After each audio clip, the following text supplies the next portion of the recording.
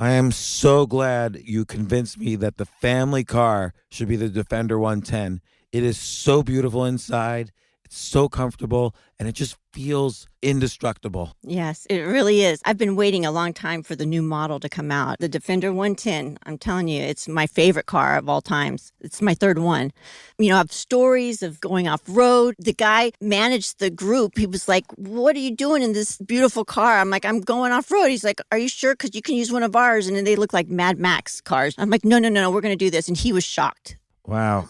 Well, it's great because the Defender has been reimagined for 21st century adventure, and its unparalleled off-road ability as well as its robust interior are invaluable whether you're headed towards uncharted territory or just a weekend of exploration. The Defender 110 tackles challenging surroundings with absolute confidence. The SUV conveys strength outside and in, featuring peerless technology like an intuitive driver display and an award-winning infotainment system. That's my favorite part, to keep you connected no matter where the journey takes you. Adventure is unique to everyone, and so is the Defender. Choose from the two-door Defender 90, the four-door Defender 110, or the larger Defender 130 with the ability to seat up to 8 passengers. You'll find uncompromising performance in all three. So pack up and go even further with the Defender 110. Learn more at LandRoverUSA.com/Defender. These days, we're all investors, trying to be smart with our money despite our worst impulses. But at iShares, we believe that deep down inside of every investor is a better investor. One that's just waiting to be let out. Explore iShares ETFs and insights and let your best investor out.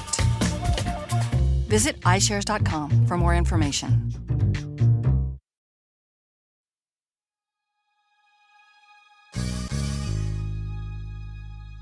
What do all of these frauds have in common? FTX, Madoff, Lehman Brothers, Enron. I could keep naming frauds all the way back to the 1500s, actually. Like whenever there's a new industry that's hard to understand and it's unregulated, huge frauds occur. How can we stop this? How can you trust the system? Where do you keep your money? And what is the playbook of a fraud? So Antonio Reza, who just wrote a great Twitter thread on the Enron fraud and is also in finance for Google, comes on the podcast and we talk about frauds, Enron, FTX, Madoff, and so on. This isn't your average business podcast, and he's not your average host. This is the James Altucher Show.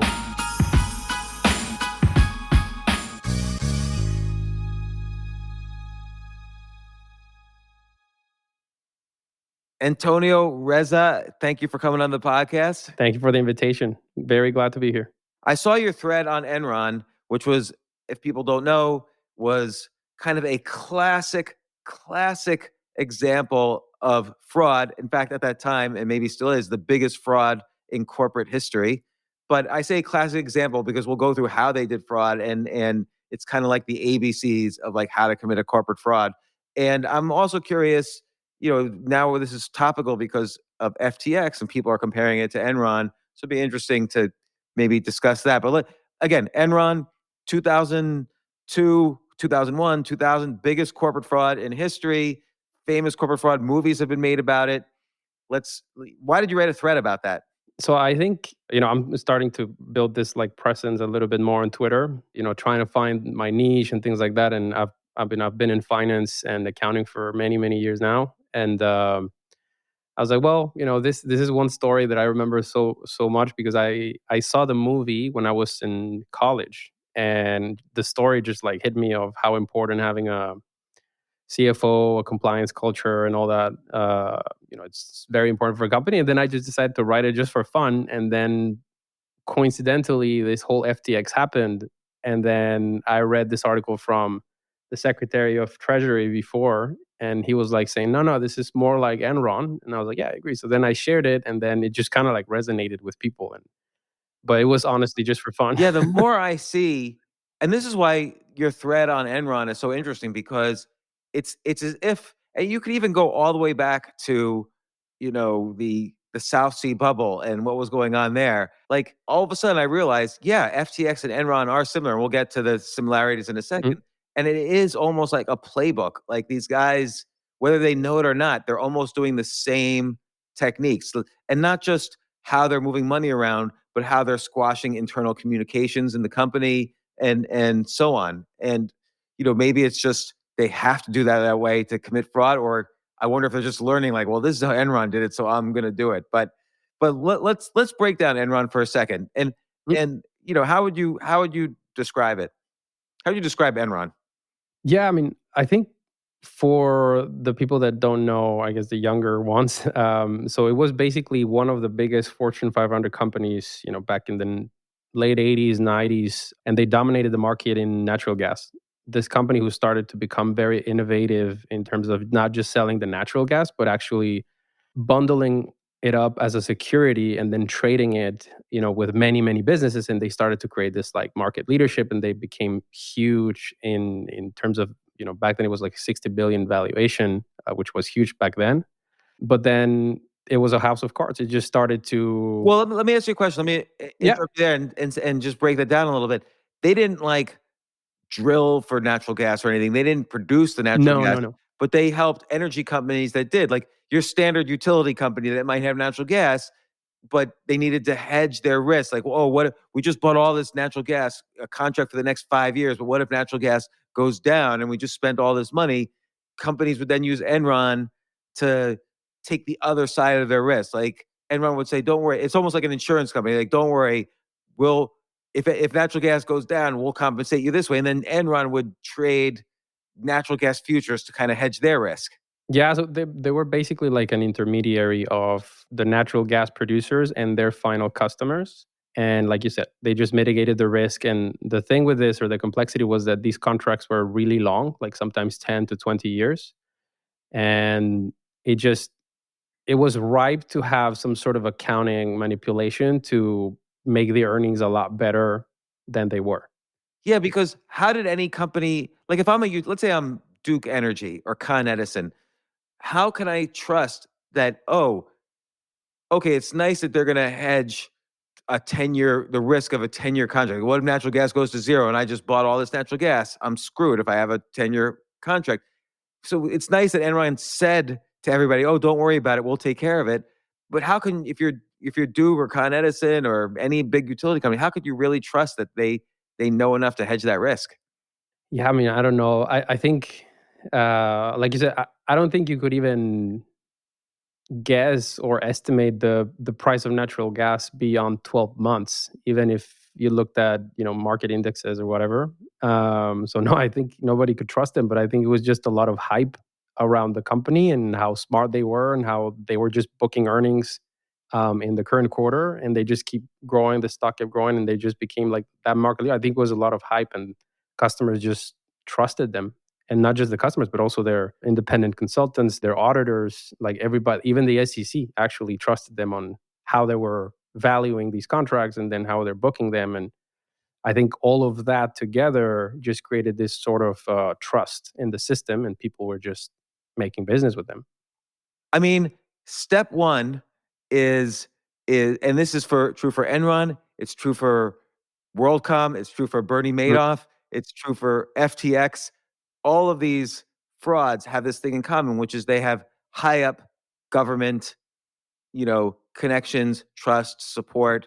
You know, in the FTX example, I don't know all the details, but his parents are involved heavily with the administration. And with Enron, Ken Lay was like best friends or good friends with George W. Yeah. Bush. And I'm not saying the politicians, any of these people are guilty. They didn't know. It's just that Ken Lay, who was the CEO of Enron, was able to kind of wear this as a badge of honor, just as Sam Bankman-Fried was able to wear the other side as a badge of honor. Um, Madoff had been instrumental in creating the Nasdaq, so everybody thought, "Oh my God, this is the smartest guy in the world. He's a genius." WorldCom was in charge of the Department of Defense's telecom system, so everybody thought he was beyond reproach. But then, the other thing is that they're all dealing with kind of mathematically they're not just trading stocks. they're dealing with something that's a little bit too hard to understand. Natural gas derivatives. Yeah. How the whole all the I should have mentioned Lehman Brothers in there too. Housing derivatives, derivatives of derivatives of derivatives. Like it was, Sam Bankman-Fried. Nobody knows what the heck he was doing with all the crypto stuff and derivatives on cryptos. And FTX was like the biggest crypto derivatives exchange. So step 2 is deal with something that's so complicated you don't even really need to explain it. Yeah, in fact, I think it was a point of pride for them to not explain that. I remember in one of the analyst calls, somebody asked them, "How come we never get a statement of cash flows when you report earnings or you give guidance?" And the guys were like, "Well, it's the way it is." And then we cannot explain, and we take pride in that we cannot explain our business because it's very complex, and only smart people understand that. So it was the culture. Same with Madoff. Yeah, that was like culture. Madoff had like some name for his option strategy and so on. And and the other thing that is kind of part of the downfall, it's not part of the playbook of committing fraud, but part of the downfall is eventually the entire market turns, and you can't like here's a typical thing. So let's take Enron. As they have fake gains, but they really have losses, it's no problem for them when they're small because they say, hey, we have gains, the stock grows, they could sell stock to raise money, and that covers up the losses. There's various ways you could use, you have cash in the bank, so you can cover up your losses. But eventually, at some point, as they say, the tide comes out, and this is what happened in every single case. Enron, Lehman Brothers, Madoff, FTX, is that there's no source of cash anymore, and they're too big now. So the losses are not 5 million, it's 10 billion. Yep. And so what was Enron doing to commit fraud? So there were two things that stood out. So the first one was Jeff Skilling, who was at some point the CEO, right? He came from a consulting background. And one of his ideas was to use this method called mark-to-market accounting. Basically, what that means is that you're able to book the earnings of a 10, 20-year contract in the current period rather than spread it out throughout the life of the contract. Let me explain that like in simple terms. Sure. It's as if, let's say on the last day of the year, you get a contract for $100 million. That's for the next 10 years. So, I'm a chair company. I'm going to sell lawn chairs to somebody over the next 10 years, and they're going to be ultimately $100 million. It's as if they're booking that $100 million that day rather than spread out over the 10 years. Exactly. And then the problem with that is that, so your earnings look great, which pumps the stock, but then the cash will only come in quarter after quarter, right? As the payments come through.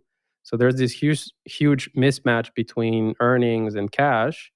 And that's what basically created a liquidity crunch. And that's what made the Enron, basically fall. That was one thing. And then the other thing, which you could say was even more obscure, which is the one that I find even more fascinating from a finance standpoint, is that the CFO was using all these like special purpose entities to basically move any project that would be bad or would have a bad margin, and then they would move it off balance sheet. So that project would never show up in the financial statements that went to the street. So therefore, everybody would be thinking nothing's wrong. It's great. And so this is always the curious thing, because this kind of became a gray area legally in all their trials, because technically you can move something to another business. And then the question is, how do you value that new business? Well, they were just valuing it because that new business might have a corporate veil around it. You don't really know then once an asset is in the new company. So, okay, let's say I'm committing fraud. I have something that lost a lot of money, but I don't want to tell people about it. I have an investor that lost people a lot of money, but it's illiquid anyway. I don't want to tell people about it. I create another company, move that asset in it. Maybe I invest, I'm investing in that new company with the asset I put into it, but I'm just, now what's that new company worth? That's what is on the balance sheet. Well, I could say it's worth anything I want to say it's worth. Yeah.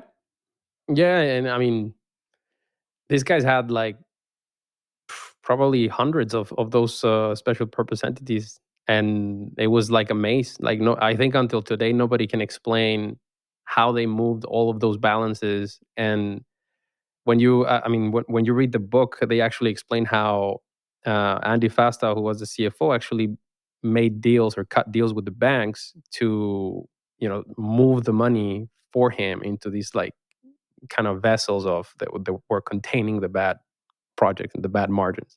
Okay, but let me ask you a question. Like, so let's say you're the CFO and you have some asset you don't want anybody to see. Mhm. So you create a new company.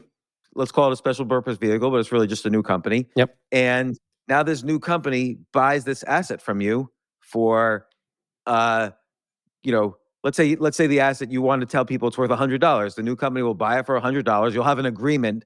They won't necessarily send the money to you, but they'll have an agreement to buy it for $100. And now you can say, "Oh, it's gone. I sold it for $100. We'll get that $100 later, but don't worry about it."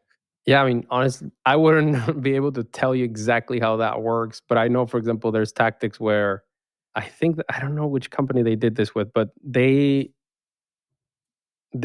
faked a sale. And it was kind of like a loan. Like we're loaning you this asset, so it's no longer in my balance sheet. Then you're gonna buy it from me, right? And then I'm gonna declare the revenue, book the earnings with that. But then in the next quarter, then I'm gonna do like a refund, and then the asset comes back to me. It's again in my balance sheet, but I already reported the earnings and the revenue the prior period, and the stock is already pumped.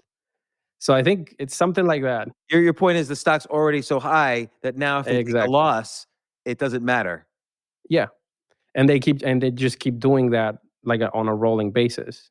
I think that's one of the things that was legal back then, and you could do. And there were, for example, a lot of the issues in accounting with revenue recognition is that at the end of the year, a lot of them try to do that. Like they would try to pump. For example, there was stories where people would actually, sell warehouses of inventory, but it was more like a lease back where you would actually just transfer the asset, but then you would get it back the next year. So then the inventory would come back. But on the reported year that ended, your sales went through the roof. So the valuation of the stock went up, the market capitalization was up, and then it's just a new year. You operate the same way, and you just keep rolling and doing the same thing. The problem is what happens is, and by the way, a lot of hedge funds used to do this and maybe still do. So Mhm. have you ever heard of like pipe funds? So they would invest in a stock at, like, let's say a stock was trading for $5. They would invest directly into the company and buy stock for $3. And so, but the stock was restricted. And so Oh, the question is, how do you value, like like they would buy the stock for $3, but they could hypothetically market at $5 that day. And a lot of hedge funds would do this, and they would say, "Oh, we're up 60% this month." And then they would raise a ton of money. And so then they oh would wow. then they would take the loss the next quarter or the next month even. And but it doesn't matter because the losses would be much tinier for them now because they raised the new money. Then the gain was huge, but the loss was small, even though it was the same dollar amount percentage wise. Wow, no, never heard of that. Wow. So Yeah, I mean, it's like financial engineering.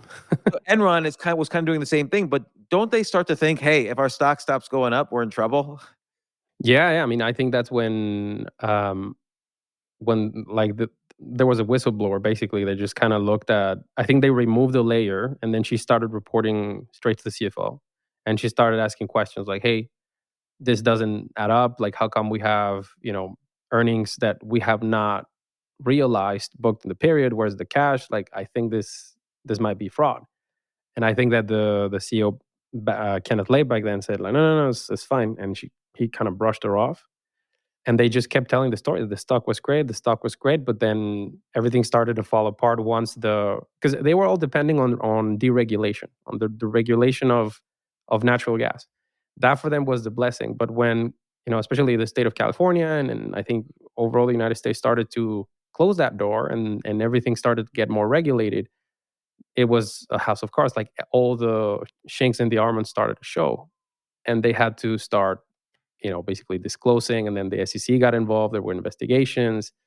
So, it's funny how one thing that they were betting on, and they were super, let's say, they were spending so much money on deregulation and lobbying, but when it stopped, it just the whole company crashed.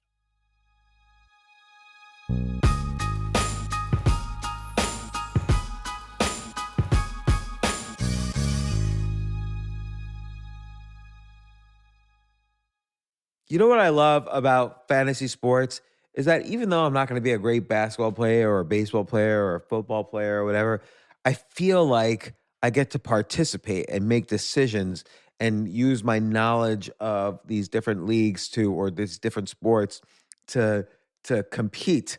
So it's like I can pick my team or I can pick my favorite players and I could use my knowledge to make predictions and maybe even make money. So with the basketball season here, you can now pick combo projections across football and basketball from the Specials League on Prize Picks. This is a league created specifically for combo projections that include two or more players from different sports or leagues. Want to play alongside some of Prize Picks' favorite players like rapper Meek Mill and comedian Andrew Schultz, who's also been a guest on this podcast, and I've been a guest on his? You can now find community plays under the promos tab of the app to view entries for some of the biggest names in the Prize Picks community each week. Look, Prize Picks even offers a reboot policy so that your entries stay in play even if one of your players gets injured. For football and basketball games, if you have a player who exits the game in the first half and does not return in the second, that player is rebooted. Prize Picks is the only daily fantasy sports platform with an injury insurance policy. What? So I love playing it. I love anywhere where I can use analytical ability with my interests to demonstrate some skill and maybe make some money. And I like the game-like aspect. I do wish they had chess as a category on prizepicks.com, but I'll settle for what they've got. Maybe I should make my own fantasy chess league. But in any case, I love Prize Picks. Go to prizepicks.com/James. Use code James for a first deposit match up to $100. That's the easiest $100 you're ever going to make. So that's prizepicks.com/James and use code James. Daily fantasy sports made easy.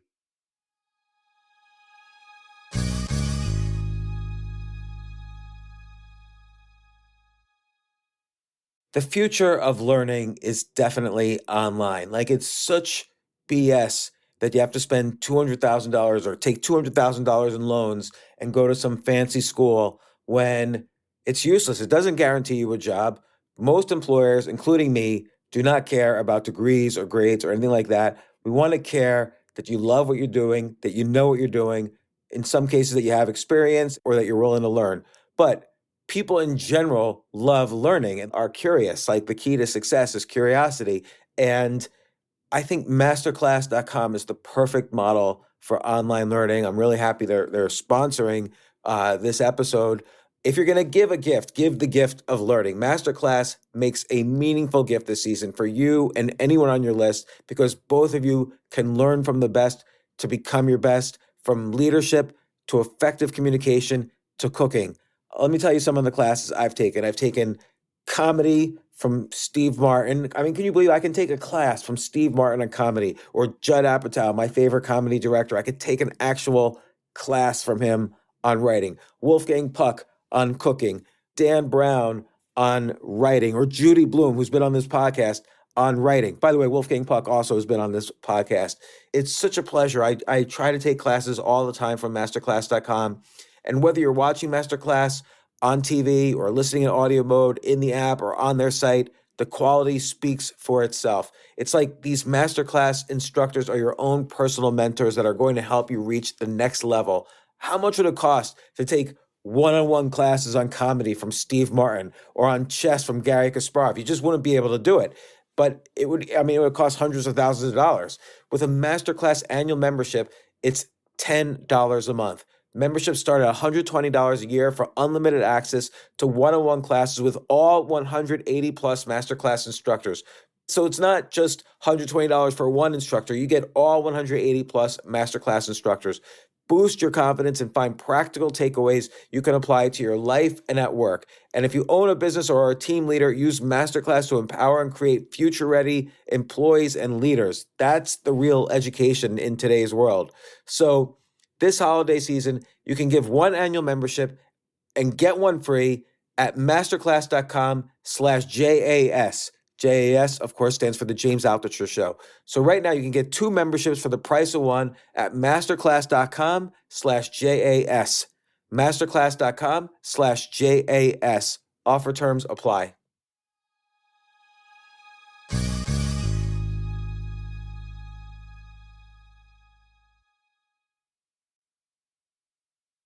So in the fraud, they were doing this mark to market where they were recognizing revenues they should not have recognized because it was over like a 10-year period. They were recognizing it right away. And they also took Yeah. anything that was a loss, moved it over to a new company, and now they couldn't see the loss. It was only still a gain until they were big enough that they could recognize the loss and it wasn't a big deal. Was there a third component of the fraud?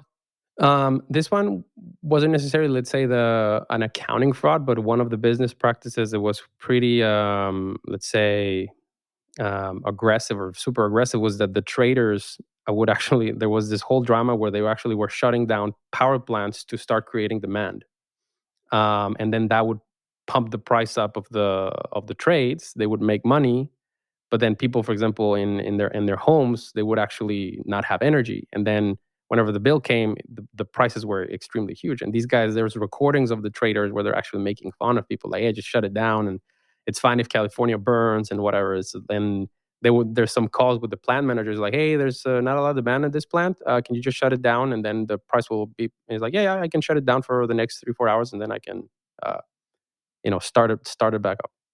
So that was like more not necessarily an accounting malpractice, but just in terms of the business practice, that was very, very aggressive, and it just messed with people's lives, and in the end, they got sued for that as well, And conspiracy charges. and again, like that actually is really insidious. That's Yeah. but all of this stuff, like let's even take the mark to market stuff. Hmm. Here's an example where there's always a debate. I have this asset. Is it worth more than I paid for it, or is it worth less than I pay for it? Well, if there's no market for it, you don't really know. And if the market is if there's not a lot of people in the market, you might know. It's a question of how you value something. Like, let's say I want to value my house, but the house, and then let's say my house is exactly the same as the house next door. Now, the guy in the house next door is getting a divorce, and so he has to sell his house quickly to pay for the divorce, and so he sells it for 50% discount to what, most people was worth. Now is my house, so if I'm marking to market, technically my house is now worth 50% less because this duplicate house was just sold for 50% down. So then it's not quite fair to market. And this was the problem the banks had in the Mm. financial crisis, is that these things would be happening. Like the housing market was falling apart, but in some areas it was falling apart too much. So if you mark to market, uh, the banks suddenly were out of business all of a sudden because Yeah. so there became like a phrase, mark to imagination. Like banks were allowed to use their best fair estimate, which of course, that's like giving the criminal the keys to the jail. Uh, Yeah. I think he wanted to do that at the beginning, kind of replicate the bank model where you basically like use mark to market when you kind of like you said, right? You basically adjust the value of your portfolio based on what's happening in the market. But I think that where they got it wrong was that they were booking everything in the quarter. Like that was the big mistake, because even I remember in my days when I was in GE and I was in this like business, and basically it was called Power Services, and we had long-term agreements as well, like 30 years. But basically the value of that contract, you would carry it in the balance sheet at basically at cost, and you would adjust the value based on kind of like mark to market. Let's say it wasn't called that, the methodology, but it was on a quarterly basis, and you would adjust it, very mildly. Like it wasn't that aggressive. Like you would try to match as much as possible the revenue with the cash, and the market value of whatever, any big swing in the economy that would affect that value. But it was something more methodical, where was extremely aggressive, and then it just creates like this vicious cycle, because once you recognize that all the earnings in one quarter, then the next one you need to catch up, right? So that you need to book another one the same size, and then another one, so that you start showing growth. So it became addictive to these guys to just start booking contracts and then mark the price up and then book everything in the quarter and just keep making deals and deals and deals and volume. right. Like the most conservative thing you could do is, until something is bringing cash in, you mark an asset at cost or lower. So, like, it's lower, and you have like you were saying, it has to be a methodical algorithm so that you can't change it mid-quarter, and that's the most conservative thing you do. This way, you can never take a profit on it unless there actually is cash coming in the door. But GE, though, I'm sure it was methodical. But GE Capital in particular was known for smoothing out earnings. Like it's very consistent, their earnings, because they would, like you say, buy these assets. The assets were, you know, at discounts, let's say, to their actual value, but they might have other legal restrictions or whatever. And so they had an algorithm for figuring out they wouldn't take the full value, but they would take partial value, and that's how they would smooth earnings. Yeah, yeah, and I think every company back then used to do that, right? That whenever, again, it was GE. You can think about Halliburton, all these companies that were in big industrials. Whenever the end of the year would come, there was some sort of a, let's say, accounting maneuvering to try to make their earnings estimate, but the fundamental reality was that there was enough cash coming in next quarter. Like your cash flow was not at risk. That was the key. That's why they disclosed the cash flow statement, and you could see how the whole three statements are kind of flowing together. Whereas Enron did not disclose cash flow, and they were just reckless on how the accounting was treated. So I think that's the big mismatch between manipulating or smoothing earnings, if you want, from mild accounting, like within the framework of legality, and these guys were just like basically committing fraud. Yeah, because ultimately the only way they could get cash was by their stock getting bigger and then raising cash by selling stock, as opposed to getting actual cash flows. And Yep. and the way they were getting their stock higher was by reporting these gains that were not accurate.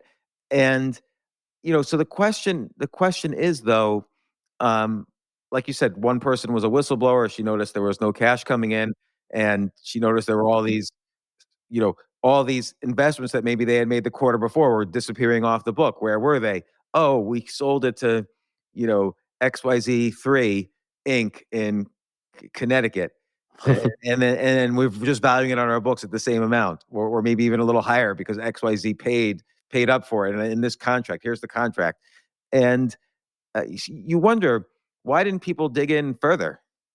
I mean, and it's funny because their slogan was "Ask Why," and just people did not ask. All right, like if you look at the documentary, a lot of them were like, the thing is that we were just fed up with this culture of the strongest survive, and there's career opportunity here for you, and then everybody was getting big paychecks, right? And bonuses, and people were cashing in stock. So I think that there was this culture of nothing will happen to you if you make money, and that was known throughout the company, because even I think the first fraud story was with these people that were basically taking funds from the company and then just making bets, kind of like a hedge fund a little bit, and then they were making millions, and then they said, hey, you cannot do that. And then Kenneth Lay said, no, just keep making us millions, because that's the only division that makes money. And then that just trickled down, and that was the culture of the company, to the point that some of the execs, apparently they had disagreements with the CEO and the COO. They quit. They went to another company. They couldn't cut it there because the culture was not the same. And then they came back to Enron because they knew that the only place where they could thrive was in a company like that, where you had, basically carte blanche, like to do whatever you want. And I wonder how many, like, if the markets had moved in the direction that they wanted, I wonder if they would have, in the long term, gotten away with it, or if eventually they would have just gotten so big that just a small move in the markets, they would have come tumbling down. And then I That's a wonder good how many question. companies did get away with it because they made some bet that was illegal. I mean, they hit it in some illegal way, and then the markets did kind of go in their way, and they survived. And they said, "Okay, phew, never going to do that again." Yeah, I mean, I'm pretty sure there's examples like that, especially even you could say more mid-cap companies, right? Right, because Because they're that still was, small enough to get away with it. yeah, exactly, right? Like, especially anything that is, I think, retail, where they were like, before that governance started to kick in, where, hey, you cannot, basically, like, the 4 criteria to recognize revenue, right? Like, the most important one, you need to, it says like you have to deliver the product or render the services. But in reality, what that means is that you need to transfer the risk of ownership completely to the customer, or to that other person. And in these cases where, hey, you leave it on the warehouse, or I transfer risk of ownership when the thing is on the truck, it's you could play with that. You could manipulate that a little bit. But now it's so restrictive to like, no, until the customer signs off the order and says it's mine now, and it's physical transfer of risk and on paper. Now it's a lot harder to get away with it. But back then, I mean, anything that was retail or maybe some small manufacturing, I'm pretty sure that some people got away with it. The essence of all this kind of like finance law, it seems to me, and I'm not a lawyer, so I don't know, but it just seems to me, being in this world for a long time, there's two things. One is disclosure. Just disclose everything Mm. you have. If it's a loss, it's a loss. If it's a gain, it's a gain. If you're doing something illegal, just disclose it. And chances are, because you disclosed it, it'll be fine. Like, oh, you're using Yeah. special purpose vehicles? Disclose all those special purpose vehicles and what's inside them and how you're valuing these assets. And then the market decide if you're doing it fairly or not. But if you Yep. disclose it, you can at least say, hey, you weren't lying. The other thing is risk. Every transaction has to have risk. Else, why are you doing the transaction? Because a lot of times, oh, I could run a hedge fund, and if something's down, I could run another hedge fund which buys the asset risklessly from me. There's ways to pretend like you're taking risk, but actually not taking any risk. Yeah, and it's funny that you say that because now it's actually required to disclose, for example, on the income statement that you have all these couple lines where like discontinued operations, right? Where it's basically a line where you say, okay, stuff that didn't work out and it's a bad margin or whatever, you just put it in that bucket. And then there's footnotes in the financial statements where you kind of know what are those, and then the price of the stock, right, just considers that in, and then that's the reality. And I think there's more checks and balances now, again, in what's already regulated, because when you start talking into more deregulated space, just like Enron and now probably on this crypto space, it's a lot harder to know what's going on, what's within a corporate structure. Right, because there's two things about it being unregulated. First off, if it's not regulated, there aren't laws.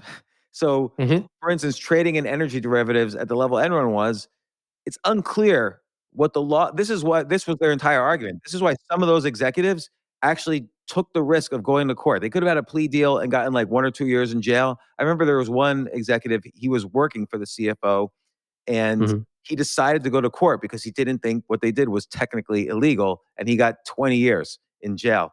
And because so there's that part, that if it's unregulated, the laws are very unclear. We see this with Lehman Brothers and the whole financial crisis. It's unclear what happens if you mark credit default swaps on, collateralized, futures of collateralized mortgage obligations. There's like derivatives on derivatives on derivatives. There were no laws for these things. No one knew how to value these things. They were just saying, we didn't know. It's, you value them how you value them. And then even like FTX, it's not that they were unregulated, they're outside the US. So Yep. it's Bahamas law. Like it's going to be an interesting court trial when that does come to trial, because what are the laws they broke? There's not any laws yet. We know that he committed fraud, but it's unclear, I think, exactly which law we're going to use to get him. Yeah. Yeah. And I think in that space, it's probably more, again, I'm not no expert, but just from, the little literature that I've read, the regulation in crypto is a lot less prescriptive of, what should you consider as a security, what should be considered as a commodity, who can, for example, mint these types of coins, of tokens, and can you use them as collateral, which is what he did, right? And that's why he got in trouble. So this one is a very deregulated space, and then to add to the fact that they can operate from outside the U.S., and that's a tough one. I mean, we know they use, just like Enron, they use separate entities to Hmm. kind of cloak their losses. So if something was a loss in FTX, Alameda could buy it from them, or if Yeah. or vice versa. If something was a loss in Alameda, which was their hedge fund, then FTX could put customer. This is where FTX certainly broke some law somewhere. Is that FTX would take customer money and patch up the losses in Alameda, Yep. which works when you're small again, but doesn't work when you're too big to hide it. Like and all the whole crypto market's coming down. And then I guess a third thing, if you could mint your own coin, your own money, and then put that in the hedge fund, it's another. Oh, FTT, the currency, is trading for so many dollars a token. Yep. Let's just mint some more and we'll put it in Alameda. And let me ask you about this. Like, so Alameda would invest in a private company or even a public company like Robinhood. Mhm. The company would be required to put those dollars that were just invested by Alameda into the exchange FTX, and then FTX then would use that money, that exact same money that just left Alameda, they would put it back into Alameda to hide losses. Yep. That's got to be illegal somewhere. I can't even get my head around it. Yeah, I mean, this one, I mean, think about it. Back to the regulated space, right? You cannot say, "Hey, I just created this fiat currency that I'm going to use as collateral for that loan or investing in that company if it tanks," right? But here, that's what they did. They basically used their token, which has some sort of speculative value, and people believed in it because all these people were invested in it. They said, "Okay, yeah, that market price will hold, so I'm just going to put it here, and that's the collateral for whatever bets if I lose the bet on this hedge fund risk, whatever." Uh, that was it. Like they were minting their own money, which is something that you cannot do in the regulated space. So that's again, not sure if that's illegal, but again, because there's no framework, there's no legal framework to protect that. But yeah, that's That's crazy. that's the thing. Like, again, all of these things. This is why the Enron executives themselves were confused as to the legality of whether they were willing to take the risk of going to court and going to jail for 20 years when they had a plea bargain right in front of them. They took that risk because they didn't think they probably knew it was wrong, but they didn't think it was illegal. And Yeah, and you know what? It's funny because back then the main thing they were pushing, it was this like the securitization of things. That back then was kind of like a trend. Back then, it started that movement of, oh, I can make anything a security, and sell it to the market and get more money and use that money to make more bets. That was not regulated that well back then. It was kind of like a new financial, let's say, uh, I would like move or hack to yeah, come up with money and profits. And now, for example, if you do that parallel with what FTX is doing, for example, minting your own coin, giving certain discounts or advantages to people that hold that coin, therefore that again not regulated. There's not a framework. They probably could still argue what we did. It was okay because it was people believed in it. It's just like the money, right? It's not. It's backed by the difference. It's backed by the central banks, but like there's a value. There's a value in that token right. given by the There was a people. liquid market for FTT. It was trading for like Yeah, $32 a token, and yeah. so they had it on their balance sheet. They were marking it to market, and oh Mhm. yeah, we have this token that's valued at X. And but of course, it was like you said, a house of cards. Like once the tide came in, I mean, all these things have a triggering event. Like in FTX, there was the fact that Binance was going to sell all their tokens that suddenly scared everyone. There was literally a run on the bank. Everybody wanted their money out of FTX, Yeah. and FTX had no money left because they had given it all to Alameda, the hedge fund.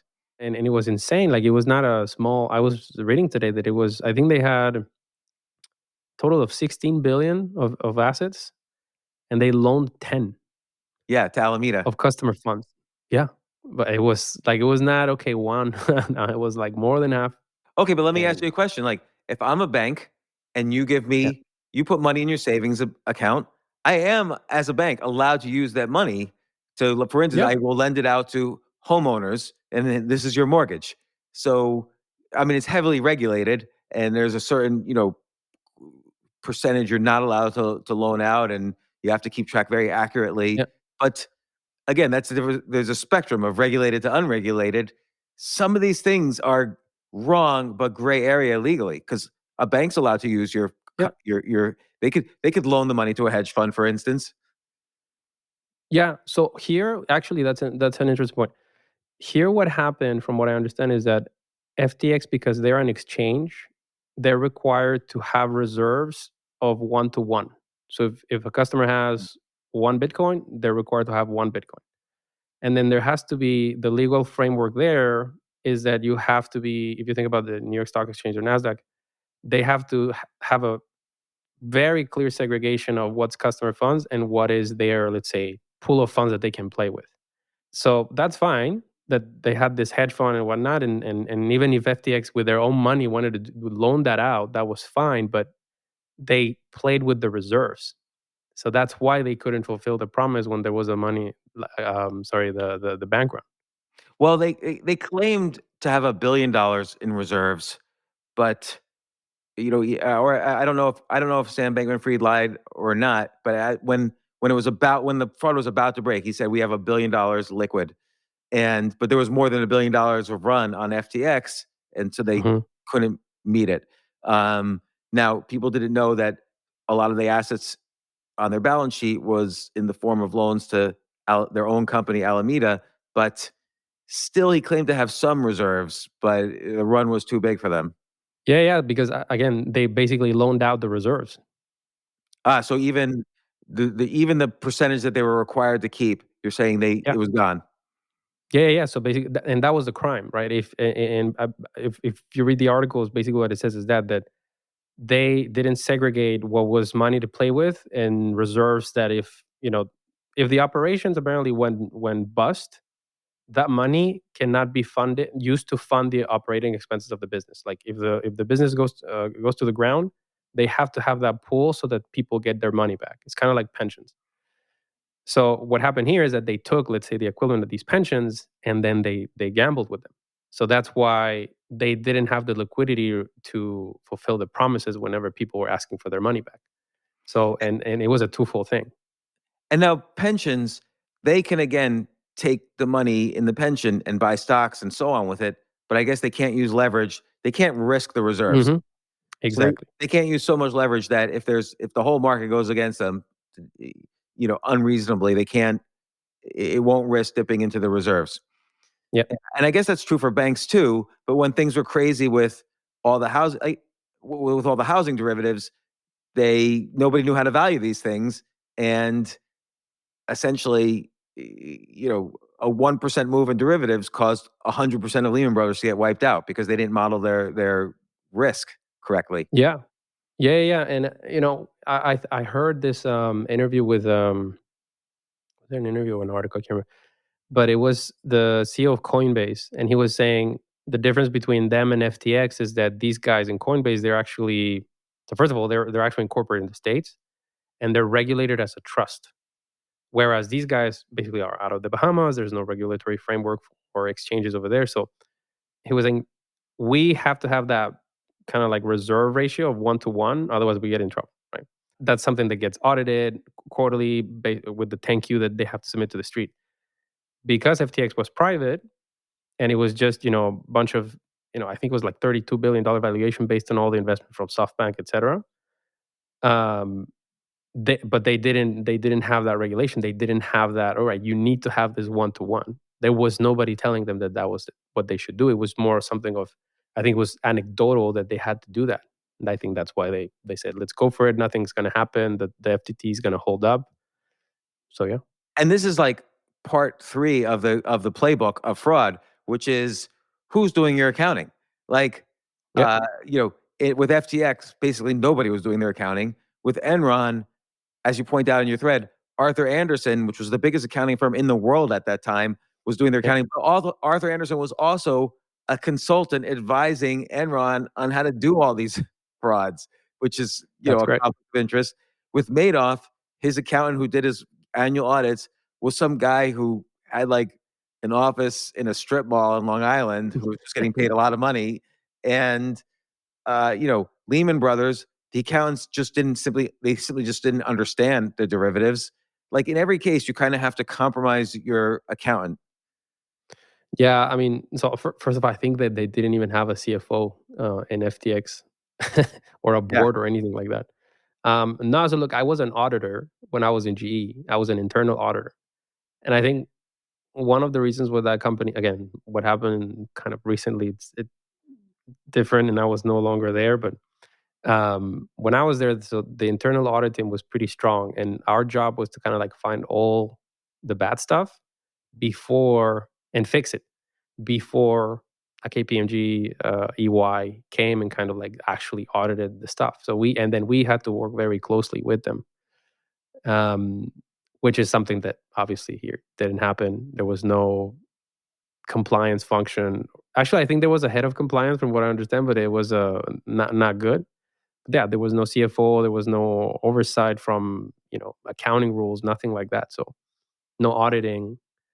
So that's why these things happen. Not saying that a CFO is like the savior, but it is important to have one.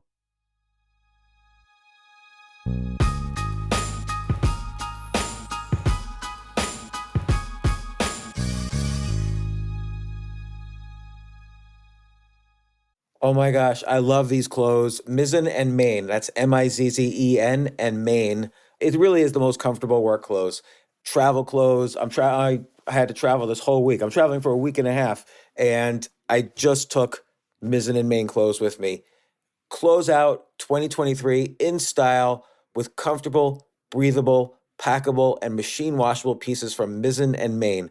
As you wrap up your year-end goals, enjoy a Mizzen and Main dress shirt that you can wear confidently. I like that they've very, very just nice, solid colors. I don't really like to get all fancy in patterns and everything, although they do have some pattern shirts, but very comfortable clothes, stretchable pants. It's just super comfortable, but they look professional and you can wear them casually or professionally. I like some of their flannel shirts or untuck shirts. I love untuck. I never tuck in. So again, whether you're shopping for a special someone or giving yourself the gift you really want, I just buy myself gifts. Mizzen and Main is the perfect gift for any guy who works, travels, and or cares about looking and feeling great. As you could tell by my many photos across the internet, I care about looking fantastic. I'm practically a model. And let's be honest, every guy loves to look great. So again, shop now at mizzenandmain.com and save 20% when you spend $130 or more using promo code James. That's promo code James at Mizzen and Main, Mizzen and Main.com.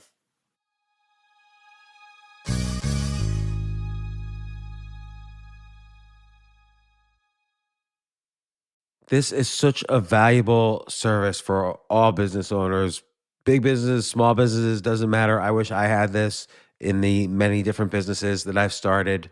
Sometimes it seems like your business is humming, but then suddenly you don't understand it. You're starting to fall behind. You're not understanding where your costs are, where your revenues are, where your payments are. Teams are buried in all sorts of like BS work, and you can't seem to close the books.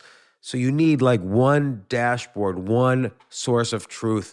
I'm jealous of this business, NetSuite from Oracle, of course, NetSuite by Oracle. I wish I'd come up with this idea. It's a brilliant concept to have all your business intelligence on one dashboard. This is why you need to know these three numbers: 37,000, 25, and 1. So 37,000, that's the number of businesses which have upgraded to NetSuite by Oracle. NetSuite is the number one cloud financial system, streamlining accounting, financial management, inventory, HR, and more.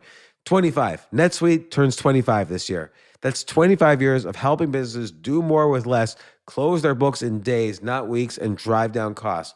1, because your business is one of a kind. So you get a customized solution for all of your key performance indicators, your KPIs, in one efficient system with one source of truth. Manage risk, get reliable forecasts, and improve margins. Everything you need to grow all in one place. So right now, download NetSuite's popular KPI checklist designed to give you consistently excellent performance absolutely free at netsuite.com/James. That's netsuite.com/James to get your own KPI checklist. netsuite.com/James.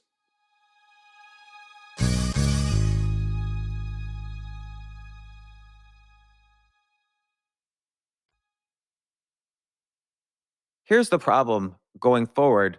Two problems. One is obviously Enron blowing up didn't destroy the energy industry. WorldCom blowing up didn't destroy the telecom industry. Even Madoff blowing up didn't destroy the hedge fund industry. The hedge funds are bigger than ever. I mean, Madoff's hedge fund would almost be a medium-sized hedge fund now compared to some of the large hedge funds out there. And FTX, while it's casting a shadow over crypto right now, is not going to long-term affect it was 16 billion. Crypto markets like a multi-trillion-dollar industry.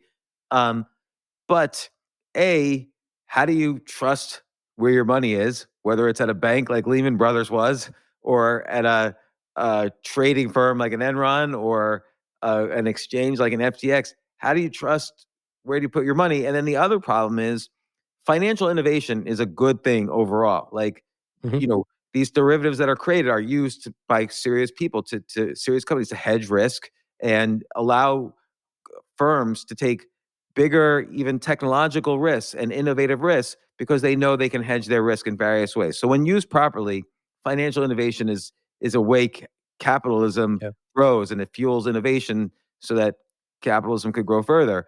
So this is going to happen. Every time it happens, there is some fraud. Yeah. I mean, I wonder if it's just a price to pay to push the industry forward, right? Because what's happening now, I think, is going to create a lot of pressure around building some regulatory framework for crypto. The only thing that I am curious if it's going to be a very negative like perception of what happened, and everybody's just going to come try to hunt down the players. Whereas I feel like there's many things to unpack here, right? Because there's like potential of blockchain, potential of decentralized finance. Like there's so many things to unpack that it was just one bad actor that hopefully doesn't, you know, messes it up for everybody, for all the good things that can come out of, like tokens and coins and things like that, and exchanges that are more innovative. I agree. Like, imagine, for instance, you're at Google. Imagine Google has a sort of data token. So I'm a customer, or I'm someone who uses Google every day, like many people Mhm. are, like millions of people do. And what if Google has to pay every time my data is sort of stored in the database? Like, oh, here's, this generic person's search data. I get It's like I'm mining Google's data coin, and advertisers, if they want to make use of personalized data for their own targeting, they have to pay into, like, Yep. I get I A get cut, yeah, or for your whatever. data. Yeah. So there's some value there because advertisers, there's going to be supply and demand. Like, there's some advertisers who Yep. are going to want to buy data, and and Google's going to want to, or I'm going to want to sell data, and so on. So there's some value that is created by a real world use case. That's Yep. very an innovative use of crypto that hasn't happened yet, but you could see this in almost every industry. There are use cases that can't be done without crypto, and that will actually make the industry advance forward. Mhm. And so there are, I agree with you. There are, I hope this doesn't, just everyone starts dancing on the graves of crypto. But here's the problem. Like, the person who was introducing the law in the Senate for regulation, I think was Elizabeth Warren. And I think Sam Oh, yeah. Bankman-Fried's parents, or one of them, works with her, or did, or still does. I don't know. So there's going to be Mhm. lots of backlash here. Yeah, I mean, the guy, I think he donated $40 million or something like that to the President Biden's campaign, Yeah, and I like a think, bunch of others. and then in the midterm elections too. And again, I'm not criticizing him for his. We don't know his political I know. opinion. He was right to, hey, if you're going to lobby, spend money. So that's happens in every industry. Yeah, I just that you wonder if that's more like this is something I was thinking about this morning. Did he know that this was a house of cards and he was building political capital with all these donations? You know what I'm saying? Because it's similar Yeah. to what Enron did a bit. So Enron, for example, gave this like Enron award to Alan Greenspan for service and excellence and whatnot. So they had all these venues where they appeared to be altruistic and things like that, because at the end of the day, they called on those favors, right? When they were on trial and things like that, trying to get the appeals, etc. So I wonder if I don't know, like from when you see like some YouTube videos from him when he talks about altruistic, you know, deeds, he looks pretty genuine. But I wonder, was he?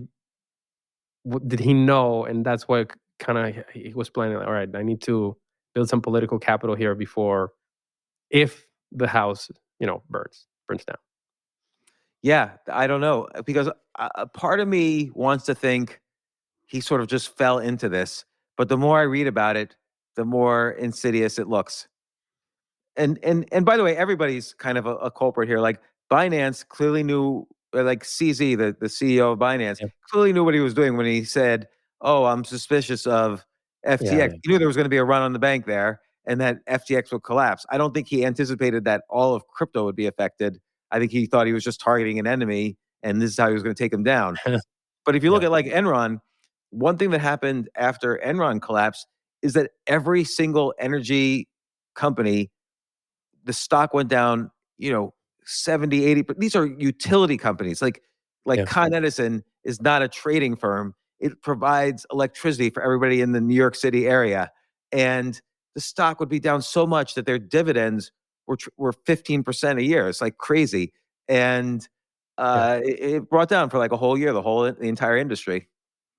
Yeah, I mean, that's what they were saying. I think the term some of the journalists were using is like contagion risk, where one bad actor or one bad event just kind of like spreads out like a fire with Yeah. every company. And yeah, I think for example, what happened with Enron, like just the trust was lost in the system and the checks and balances that, hey, accountants are supposed to say no, lawyers are supposed to say no. There's like all these backstops that didn't work to stop them. So I think that probably the market priced in those assumptions that are like, okay, if it's happening with the best in class company right now, I'm pretty sure it's happening with everybody else. So let's wait until regulation steps in, et cetera. So, and when all that regulation started to kick in, like the Sarbanes-Oxley Act and all these legal requirements to sign off on documents, and now the CEO and CFO are basically responsible and liable if they're lying in any case, that's when I think the market started to move up again. And I wonder if it's going to be the same here. Like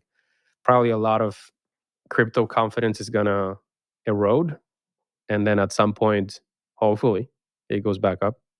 Yeah, and look, I think there will be faster movement towards regulation, which will be ultimately in the long run a good thing. Like crypto, it's not like the internet. In the 90s, Yeah. everyone was saying, "What if the U.S. bans the internet?" Well, they can't. It was moving too fast. It was too big. There were so many use cases. So ultimately, they just had to regulate and not ban. And it's the same thing here. This is a moving train, and the best they should do is regulate it so it doesn't screw people over. But here's another interesting thing, though, is that people were putting their money in FTX like it was a bank account, not Mm. realizing that it wasn't a bank and it wasn't in the US, so had no US laws Yeah. applied to it. Like I could put money in Wells Fargo and I can say to myself, okay, there's a 120-year history here or bigger, a 150-year history, and there's huge laws in the US. I'm pretty confident, like 99.5% confident, there's still some risk that I'll get my money back if I put it in Wells Fargo in a worst Yeah. case scenario. But if I put my money in a hedge fund, I don't get the same degree of confidence. And if I put my money in an offshore hedge fund that has no laws, I get zero of that confidence. And I think people thought, oh, well, FTX is just like my corner bank. It's this guy's well known. He's got Yeah. trust. He's got all they make money. I see his face on the cover of Forbes. And Yeah. after the recession, I thought maybe the only safe place to put my money is something like a Fidelity, where they're sort of like a bank, but they had to be one to one. They had Yeah. to Yeah. just keep my dollars. Fidelity doesn't lend out your money in mortgages. So there was basically no risk. And I Yeah. wonder what people will do here. Where do I you mean, keep I your don't money? know. Like a No, bank? I mean, yeah, I mean, for now, it's like a little bit of a split between savings, just in case for of a rainy day, some cash for and then some stocks and things like that, and mostly index funds. Like I'm pretty safe in terms of how I invest my money, but I think part of that problem, I think that people need a little bit better financial literacy, like education on. Because even if you invest on your 401k, right? People say like, "Oh, your 401k is super safe," but Enron's was not. Right? People, I think one of the testimonials was that a guy had $350,000 in his 401k for 20-year career, and he ended up cashing out like $1,200. Oh my God. So people need to understand that yes, it's even stocks, even index funds, all that stuff. There's some risk embedded in that, right? Like there's the company can tank, it can be disrupted. Like people that invested in Nokia, for example, and again, Nokia was on the Forbes magazine, and they missed the train, and then also that some of the pensions tanked. Like that's more of a financial literacy problem, I think, that people need to understand. Okay, in fact, there was a tweet I posted today that there should be an exam. Before you invest in crypto, there should be an exam that tests kind of like a driver's license. That's a of good point, actually. Yeah, because for example, like you have this concept of like the accredited investors, right? Where you cannot go into a hedge fund unless you are an accredited investor and you meet certain requirements, you have certain wealth, etc. I think for investing in risky assets like crypto and things like that, people just go for the fad and then like all the NFTs and they're all these hype, built by influencers. But in reality, it's like, all right, do you actually understand, what a portfolio is made of? Like, do you understand your risk tolerance? How much can you put up without starving your kids? Like all these things that I feel like it's a little bit of a test that, are you not smart enough, but are you informed enough to put your money where it's going to yield the best return for you? And that's something that, for example, I learned late. And I think, you should teach that to your kids probably. Yeah, no, look, I learned it really late as well, unfortunately, many times over. And people need to understand, like, if you're going to invest in something, you have to know why you're investing. Are you investing because this company makes a lot of cash? Are you investing because there's a lot of hype? So, like, for instance, Tesla maybe doesn't make a Yeah. profit yet, but a lot of people trust Elon Musk, and they know that that's the risk. Is that Yeah. Elon Musk? Do we trust this personal brand or not? But I invest in, let's say, Walmart because I know how much cash they make. It's very easy to understand their cash. There's no weird financial accounting. It's Yep. one of the biggest companies in the world, and it better be accurate, their accounting, or else the whole financial system is worthless. So then you understand like how they make their cash. Well, they sell things to people.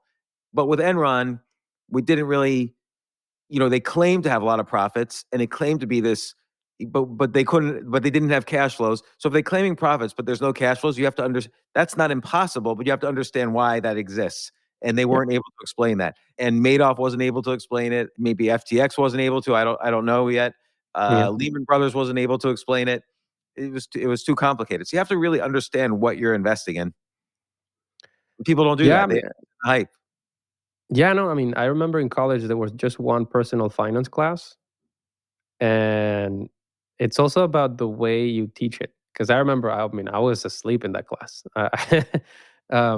So I Boring. was wondering, if you gamify investing for kids, you know, that would be a cool idea. Probably to start teaching them early because yeah, you need to understand. Not necessarily like you don't need to be an accountant, but it's a good idea to understand how the financial statements work, like a business model of a stock. If you want to be a stock picker, right? Because otherwise, you just go, "Hey, this is my money. I'm going to give you 20% of my paycheck every month, and just index fund, safe, risk tolerance kind of medium, right?"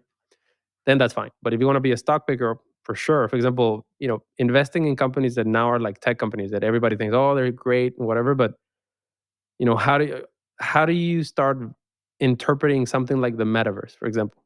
Like, how do you value that? How do you understand that business model? How the economics look like? That's crazy. Like, if for example, if Meta were to split up and have Facebook standalone and Meta like metaverse standalone, why would you invest in Meta, for example? Something that I don't even know yet.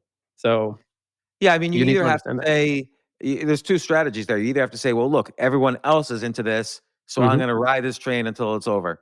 Or you could say, look, I think based on my own research, and this is not me speaking, but hypothetical me, Yeah. I think the metaverse is worth X billions of dollars 10 Hmm. years from now.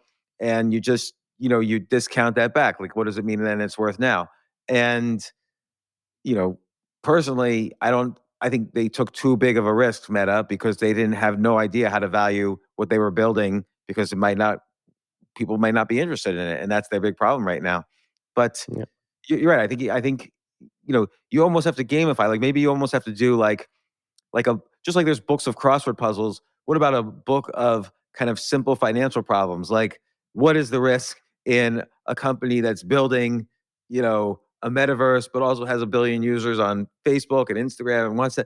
And list the risks, and or what is the risk on something like FTX that runs Yeah. its own hedge fund on the side. So that's interesting. Could be food for thought. But look, Antonio Reza, what's your Twitter account name? At the Antonio Reza. Yeah, you can find me on Twitter, and I write about finance topics and money and self-growth, and just try to make people, understand how can they make their business grow and their careers grow. Your threads are riveting. I definitely highly recommend. It's at the Antonio Reza. And thank you so much for coming on the show and explaining all this stuff to us. And look forward to having you on the show again at some point. Thank you so much for the invitation, and just want to say very, very, very delighted to be here, and thank you for the opportunity. Thanks.